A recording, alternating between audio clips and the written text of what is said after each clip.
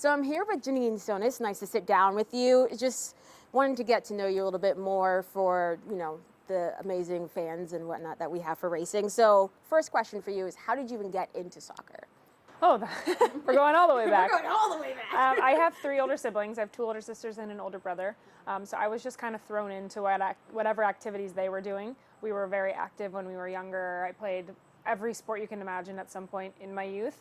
I think soccer is kind of that sport that everyone tries, at least for a period of time, and it was something that I loved immediately. So, yeah, I think I'll blame my siblings for getting me thrown into it, but maybe I'll also have to thank them too. And you've officially been with the team for a year now. So how has that journey been over the past year? It's crazy that it's only been a year, to be honest, and I think that speaks volumes to this club and this team for making me feel welcome so fast. I've loved my time here. I really can't imagine being anywhere else now, which is strange to say when life was so different a year ago.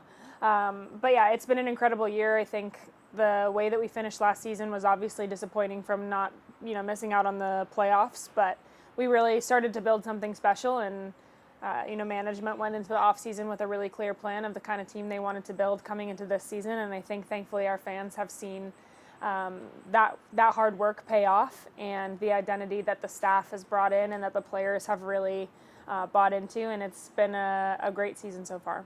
And you've played across the country, many teams across the country. You've played internationally. How does racing compare to that? I think it's difficult to compare to a lot of markets because we're such a small market, and so that creates some natural realities of being in a smaller market. It's harder to get players to come here. You have to work that much harder to get them. But I think similar to me, when you bring players in here and they see this community, our amazing facilities, our great stadium, and then they become part of this club and see what it's all about and what the intentions and the what is the word I'm looking for?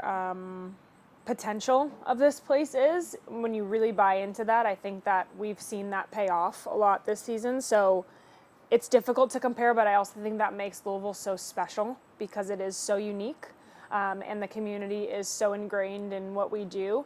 And I just think it's a really special place to be and a special place to play. And you were kind of on the other side of things because you were an analyst for some of those Copa America games. How was that experience? So I've done TV a few times in the last 5 years. I started with the men's Euros all the way back at the tail end of COVID, and it's something I really love, and I hadn't done commentary until this summer, and I'm so grateful to Fox for giving me the opportunity to do something that I had never done before. I got to do it alongside John Strong, who's an absolute legend, so good at what he does and just a top professional. I learned so much over the course of, I think I did 6 games in close succession. It was really fun to commentate for Ari Borges playing for Brazil. But what's so special about that is I just love the game, and I love to talk about the game, and I'm a nerd when it comes to watching it and analyzing it and tactics and all of that. So then to be able to get to do that as a job is very not as good as being out there, but a close second. And in terms of coverage of those games, what do you think is missing from women's soccer coverage, or you think anything is missing? There's definitely things missing. There's definitely a long way to go, but we have to give credit to the progress that has happened. I think we need more women's voices on women's soccer. Former players, that's my alarm. So sorry. I'll start over. I'll start that answer over. You're all good. We definitely have a ways to go in terms of coverage, but the one thing I would say is we need more women's voices on women's soccer. Former players, people that are, passionate about the game. It's always nice to have a large range of female voices, and then have those folks like John Strong who do know the game so well on both the men's and women's side. And I think that more women's voices will just continue to elevate the coverage. Okay, switching gears a little bit.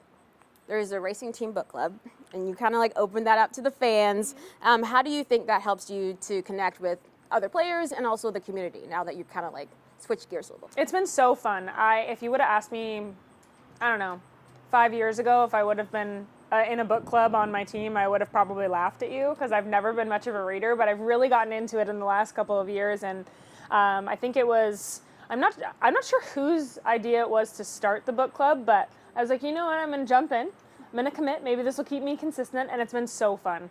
And then I think it was Ellie Jean's idea to create the Instagram in the last couple weeks, and the engagement's been really fun. And I think her and Aaron Wright have created those the graphics that have been on Instagram. So it's just another really fun way to connect with our fans, to give people an insight into what it's like to travel with us, and what we do in our free time. And it's also been fun to see what type of books people are interested in reading. And speaking of your free time, what does a day off look like for you? I'm an avid coffee drinker, probably more than I should be. I'm trying to cut down on the caffeine, but it's not going well. So I'm an early bird. I usually get up early, have my first cup of coffee. I'll usually go to Wi-Fi, which is our wellness partner, who's incredible, do the sauna and cryotherapy, get the body right, have another coffee at that point. And then I'll usually spend my off day doing life errands, whether that be getting parts of my personal life figured out, or grocery shopping, cleaning, those kinds of things. And days off go by fast. So I'm not too busy. What about game day? Game day for me is pretty consistent. I try and sleep in as long as I can, but again, I'm an early bird, so I usually get up pretty early. I will have a bigger breakfast, coffee, of course. And then when we play on the weekends, I'll catch whatever games are on in the morning. Now Premier League's back, I'll watch those games. Just hang out, nap at some point. Lots of food, lots of coffee, and lots of rest, and then head over to the stadium.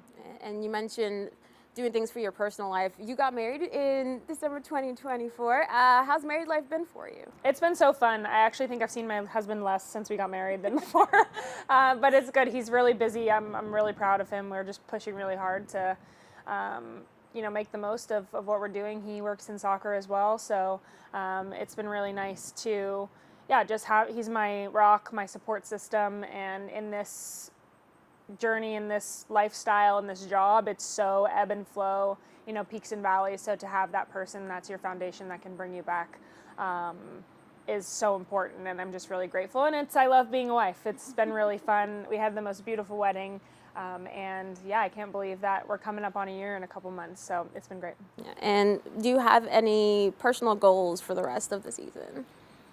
It's been a big honor of mine to be a leader on this team, and that's something that I take really seriously, and something that I've really enjoyed is learning more about myself as a leader and how I can just help bring the best out of the players on this team. There's so much talent here, and we have so much potential that I just want to make sure that we bottle that, and that we're really getting the most out of, player 1 to player 20 whatever on our roster, that everyone's feeling that importance and that value, because we're pushing to make history and make the playoffs and make a deep run in the playoffs. And I think we've proven that, most importantly to ourselves, that we are good enough and that we have the mentality to be a championship team. And so I just want to make sure that I'm reinforcing that message, and that I'm doing everything that I can from my position with my voice to reinforce those things and make sure that we continue to live our identity and win games. Okay, I have to throw this random question in there for you. What's the worst weather to play in? Oof, I've literally played in every kind of weather. That's a tough one. Wind, for sure. Yeah, like cold wind.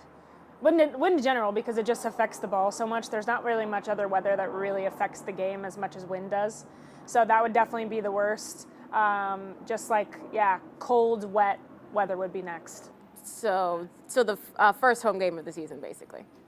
Yeah, thankfully it wasn't that cold, which was good. But man, it was hard to see at one point, because I was like, "There's rain in my eyes." It was terrible. But last Friday, that was perfect weather, like 75, a light breeze, sun out. So I think it's supposed to rain tomorrow. But hey, you know what? Can't control that. Okay, last question for you. What's your message to the fans as we try to get towards the playoffs? You are the difference for us. When we can create an environment that's difficult for teams to come in, you are our 12th man on the field, and it does make such a big difference. Louisville fans are loud. I've loved seeing the crowds that have come out this season, and it's so tight in the table right now. We need every single one of you to help us make this last push, and we're in a position where we could get a home playoff game, which would be amazing. But it's a really fun team to watch. I think anyone that's come out to watch already has seen that. And if you haven't been out to a game, it's a fantastic thing to come do. It's a really fun group, and we have some really big games coming up. So I would just say that, and thank you to those that have come out. Thank you for speaking with me. Thanks. That was great.